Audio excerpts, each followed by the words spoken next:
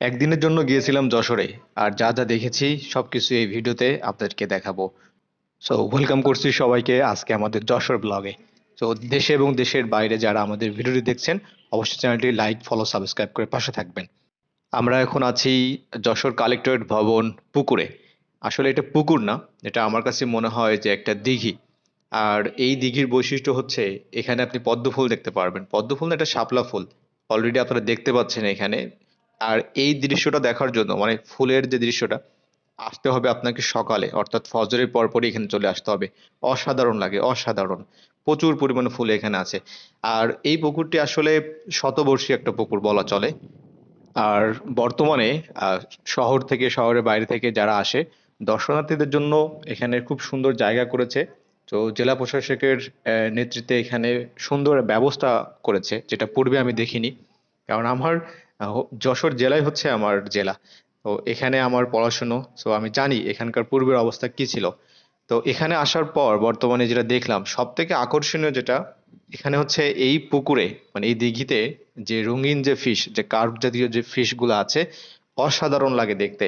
মানে আপনার এত ভালো লাগবে, এটা বলে আসলে বোঝানো যাবে না। অনেকটা সময় ধরে আমি এখানে ছিলাম। আর এখানে দেখেছি, এখানে পাশে যে বসার জায়গা আছে আপনারা দেখতে পাচ্ছেন। তো এখানে স্কুল কলেজের ছেলেমেয়েরা, তারপর অনেক গার্জিয়ান আছে, তাদের বাচ্চাদেরকে নিয়ে আসে। মানে খুব চমৎকার একটা জায়গা এখানে বসার জন্য।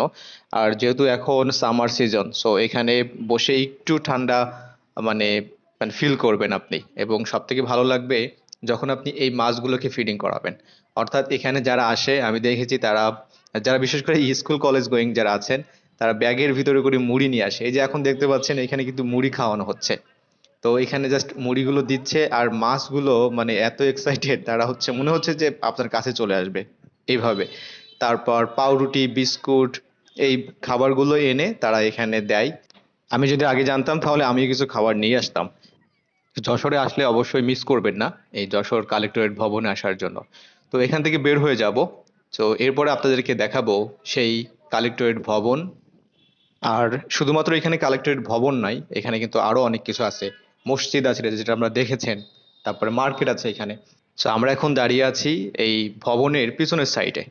এটা হচ্ছে পিছনের সাইড, এখানে দেখতে পাচ্ছেন। এখানে বসার জায়গা আছে। তারপর এই যে পুকুর, সেই পুকুরের ঘাটটা এখানে আছে। এই ধরনের ঘাট পূর্বে ছিল না। এখন মোটামুটি এখানে দুইটা বড় ঘাট আছে। আর এই যে পাশটা দেখতে পাচ্ছেন, এখানে বসার খুব সুন্দর জায়গা আছে।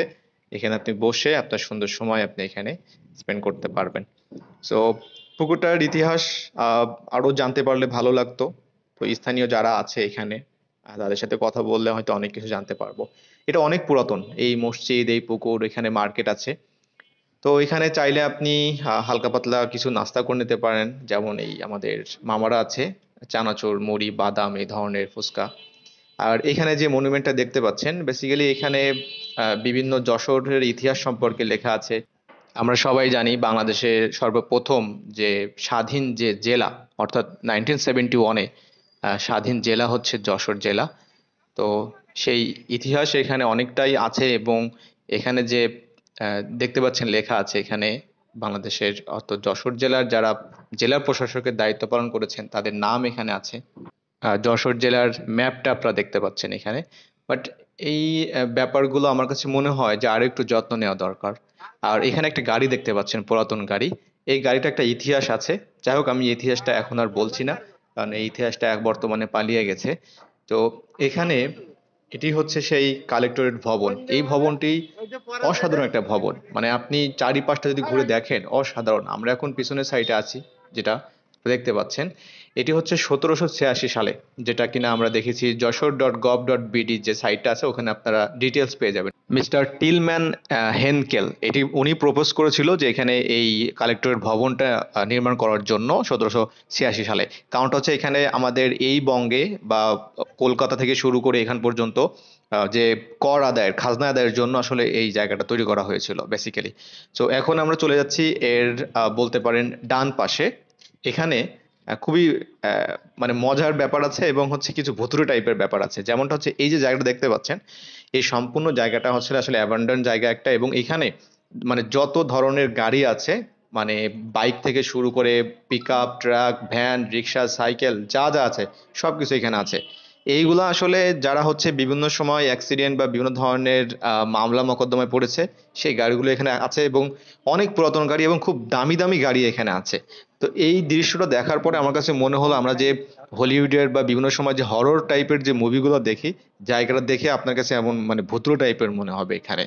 তো এখানে আমার মনে হয় যারা অনেকে আছেন বিভিন্ন ফটোগ্রাফার ভিডিওগ্রাফার আছেন, তারপর বিভিন্ন ফিল্মের জন্য, আমার মনে হয় এই জায়গাটা খুব ভালো এখানে শুট করার জন্য। এখানে প্রচুর পরিমাণে গাড়ি আছে, এখানে আসলে কেউ নিতেও পারবে না এটা, কারণ এগুলো সবই হচ্ছে এখন মন বলতে পারেন যে এটা রাষ্ট্রের মানে এখানে যে দেখতে পাচ্ছেন সুন্দর একটা পিক আপ গাড়ি আছে এখানে। তো এটা অনেক পুরাতন, আমি দেখেছি অনেক আগে থেকে এটা দেখেছি এখানে থাকে এইভাবে। তো এটা আমার মনে হয় প্রত্যেকটা জেলা শহরে এই ধরনের সরকারিভাবে এই ব্যাপারগুলো থাকে, এটা পরবর্তীতে নিলামে আমার মনে হয় বিক্রি করা হয় আর কি। তো এটি হচ্ছে ফ্রন্ট সাইড আপনারা দেখতে পাচ্ছেন। তো ফ্রন্ট সাইডের এই পাশে আমি যাচ্ছি না, এখানে একটা সুন্দর পার্ক আছে, এখানে আপনারা যেতে পারবেন, এখানে কোনো এন্ট্রি ফি লাগবে না, খুবই সুন্দর। এবং একটা সময় ছিল এখানে ফ্রি ওয়াইফাই এর ব্যবস্থা ছিল। তো যাই হোক, আমি এখন চলে যাচ্ছি দড়াটানা পার হয়ে, এখন আছি দড়াটানা ব্রিজের উপরে। এটি হচ্ছে ফ্রন্ট সাইড, এখানে দেখতে পাচ্ছেন। আর এই যে নদীটা আছে, এই নদীটাই হচ্ছে ভৈরব নদী। মানে এক সময়কার আমাদের দক্ষিণ পশ্চিম অঞ্চলে অনেক বড় একটা নদী ছিল, যেটা কিনা চুয়াডাঙ্গা জেলা, ঝিনাইদহ জেলা, যশোর জেলা, নড়াইল জেলা, খুলনা জেলা, মানে এটা আছে প্রবাহিত ছিল। বাট এটার অবস্থা এখন খুবই খারাপ। তো যাই হোক, আমরা এখন দড়াটানা পার হয়ে যাচ্ছি, আরেকটি সুন্দর একটা জায়গায় আপনাদেরকে নিয়ে যাব।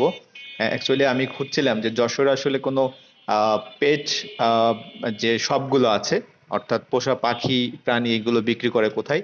পরে জানতে পারলাম যে দড়াটানা ধরে হচ্ছে যেতে হবে, দেন রাস্তার পাশে এখানে পাওয়া যাবে। তো আপনাদেরকে সেখানে আমি নিয়ে যাচ্ছি।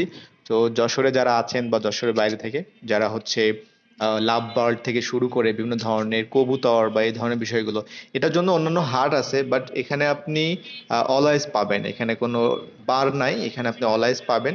তো সেখানে আপনাদেরকে নিয়ে যাচ্ছি, আমি ওখানে যাব। তো এই যে অলরেডি এখানে চলে আসছি আমরা। এখানে আসার পর দেখলাম যে অসংখ্য পাখি আছে এখানে। তো এই পাখিগুলো আমার খুব ভালো লাগে। এখানে নানা প্রজাতির পাখি এখানে আছে, আপনারা পাবেন এখানে। এবং এখানে আপনি খাঁচা সহ আপনি কিনতে পারবেন। সো আমার কাছে এই বিষয়গুলো মানে খুবই আমি এনজয় করি। আমি যখন ঢাকাতে যাই, ঢাকাতে থাকি, তখন মিরপুর একে যে মার্কেটটা আছে সেখানেও যাই, সেখানকার একটা ব্লগও হয়তো আমার আছে, বা আমি আবার যাব ওখানে। তো এখানে আপনারা এই পাখিগুলো কিনতে পারবেন এখান থেকে। আর এছাড়াও এখানে কিন্তু অনেক প্রকার কবুতর আছে। তারপর এখানে দেখলাম যে খরগোশও আছে। সো যারা আপনারা পাখি প্রেমী আছেন, আমার মনে হয় এখান থেকে এসে আপনারা নিতে পারবেন। সো খুব বেশি এখানে নাই, বাট তারপরেও যা আছে মোটামুটি চলবে। এই যে খরগোশ আছে, তারা ঘুমাচ্ছিল এখানে, আর 3টা খরগোশ এখানে ছিল।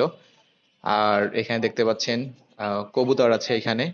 সো বিভিন্ন প্রজাতির কবুতর আছে, দেশি, তারপর অনেক ভালো ভালো দামি দামি কবুতরও এখানে আছে। খুব বেশি সময় আসলে হাতে ছিল না, তারপরও চেষ্টা করেছি একটু সুন্দর একটা সময় এখানে কাটানোর জন্য।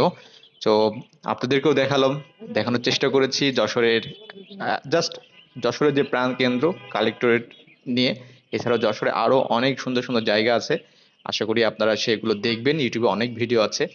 আর যারা হচ্ছে আমার অডিয়েন্স আছেন দেশে এবং দেশের বাইরে থেকে যারা ভিডিও দেখছেন, এবং যারা যশোরের মানুষ আছেন স্পেশালি, সো আমার মনে হয় তাদের কাছে খুব ভালো লাগবে এবং অনেক স্মৃতি তাদের মনে পড়বে।